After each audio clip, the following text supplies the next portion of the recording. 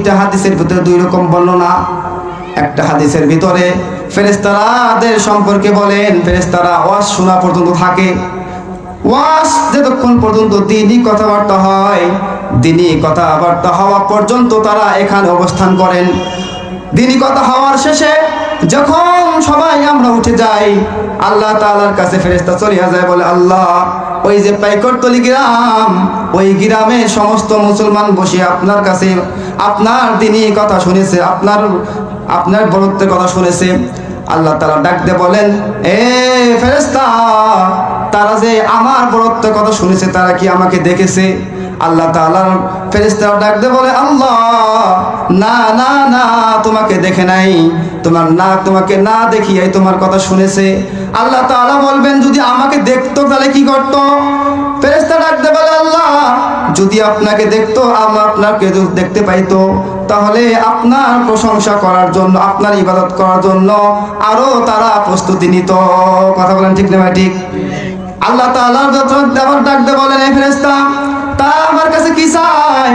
আল্লাহ তাআলা ডাক দিয়ে বলেন, ফেরেশতা ডাক দিয়ে বলেন, আল্লাহ, তারা আপনার কাছে গুনাহ থেকে মাফ চায়, গুনাহ থেকে মাফ চায়, জান্নাত চায়। আল্লাহ তাআলা ডাক দিয়ে বলেন, ফেরেশতা, তারা কি জান্নাত দেখেছে? না না না, তারা তো জান্নাত দেখে নাই, জান্নাত কি জিনিস তারা জানে না, উলামায়ে কেরামের কাছ থেকে শুনেছে।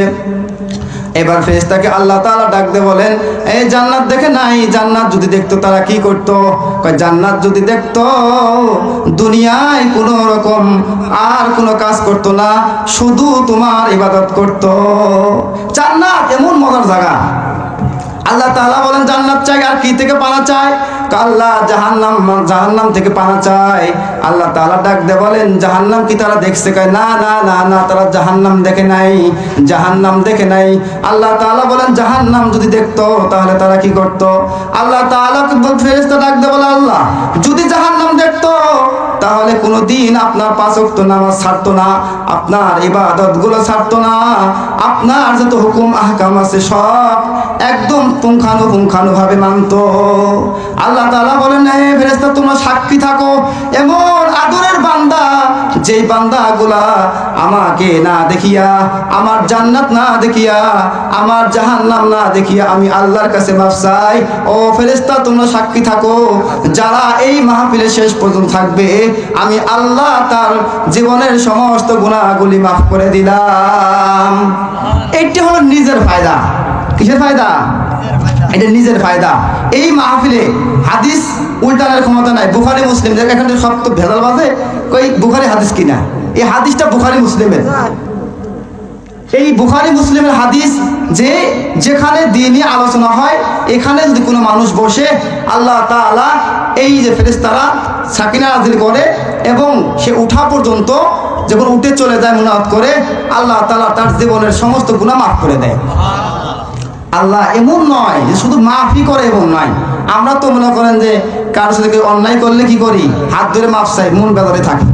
আল্লাহ এমন দয়া।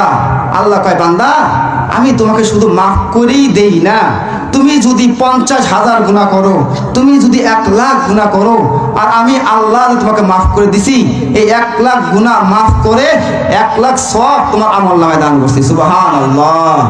আল্লাহ এত দয়ালু, 1,00,000 গুনাহ মাফ করে 1,00,000 সওয়াব আমাদের আমলনামায় জমা হয়ে গেছে। এজন্য ভাই, 2 নম্বর ফায়দা হলো যে আমার যে আত্মীয় স্বজন, আমরা জানি না আপনাদের কার ভিতরে বাপ নাই, কার মা নাই, কার বোন নাই, কার দাদা নাই, কার দাদি নাই। এই কবর জগৎটা অনেক কঠিন একটা জগৎ। এই যে ঠান্ডা, আপনি কতগুলা কাপড় গায়ে দিয়েছেন, আমি কতগুলা কাপড় গায়ে দিয়েছি।